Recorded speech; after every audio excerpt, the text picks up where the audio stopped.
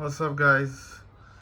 I'm back with another video review, and today we have a controller that I only found out about ironically yesterday, and that is the Razer Raion for the PS4, and as you can see, the PC as well.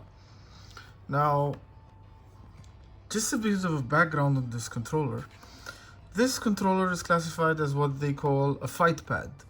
So, a controller made specifically for fighting games. And the key features of those controllers is you get the classic 6-button layout that was made famous by this game over here, and a prerequisite is you have to have a great D-pad. Now, one of the reasons I bought a Super Nintendo was Street Fighter 2, and I played a lot of that game with this gamepad, which is this is not the actual gamepad I played with. Obviously, this is this 8-bit dual SNES replica Bluetooth gamepad. But one of the key features of this gamepad was the excellent D-pad that it had, and this is what gamepads like this try to emulate: an excellent D-pad. And as you can hear, this is a micro switch D-pad with 8 directions, so you can get nice audio feedback of when you're clicking the right button or not. And then Razer also, in terms of buttons, added their proprietary technology in terms of the feedback from the buttons, and it's weird, but it works. It's like there's not a lot of resistance to these buttons, and the buttons register immediately. So it's a win in my books. Now, just a quick overview of the gamepad.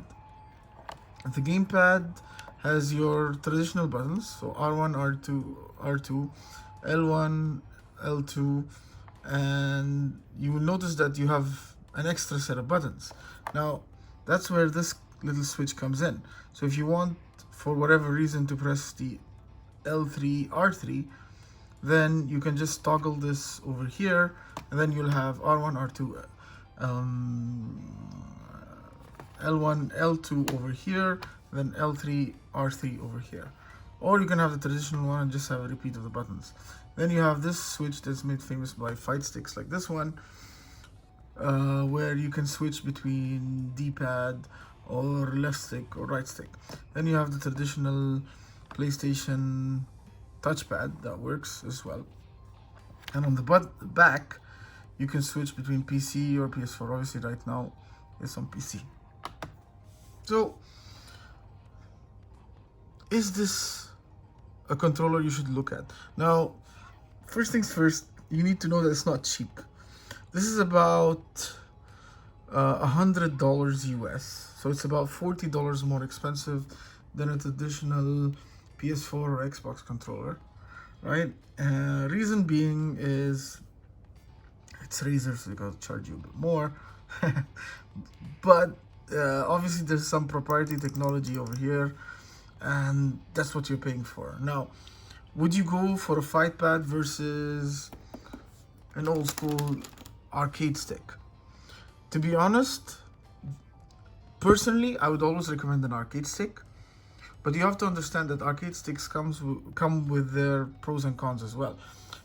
One, they're not cheap. This one's about what, $200 odd. They're bulky, they're heavy, they're not very portable, and even when you want to play at home, playing with an arcade stick is kind of a hassle.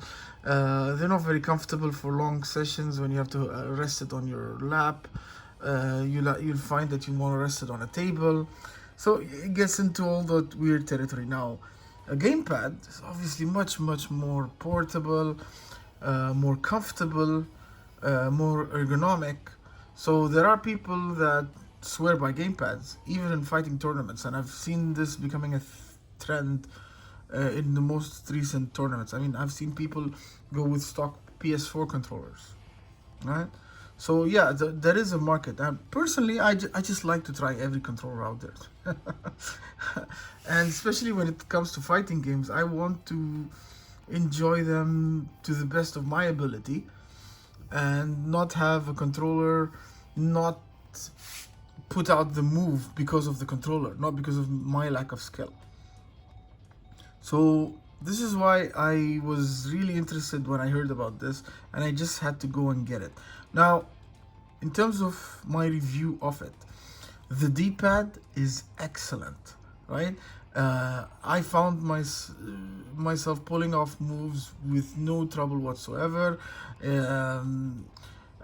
I used to think that I've lost some speed in terms of pulling off a Shoryuken, especially in this game, because when I used to play with the PS4 pad or the Xbox pad, I found that sometimes I would miss out on a move, right?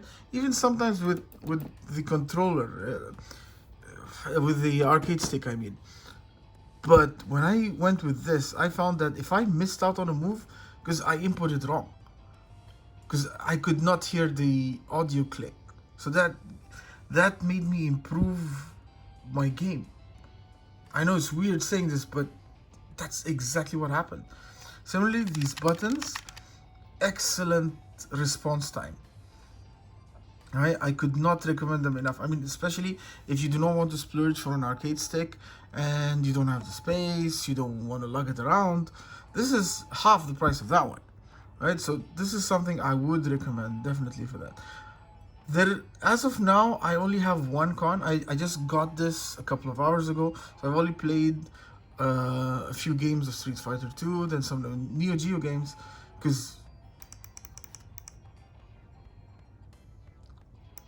clicky D-pad and Neo Geo go hand to hand, right?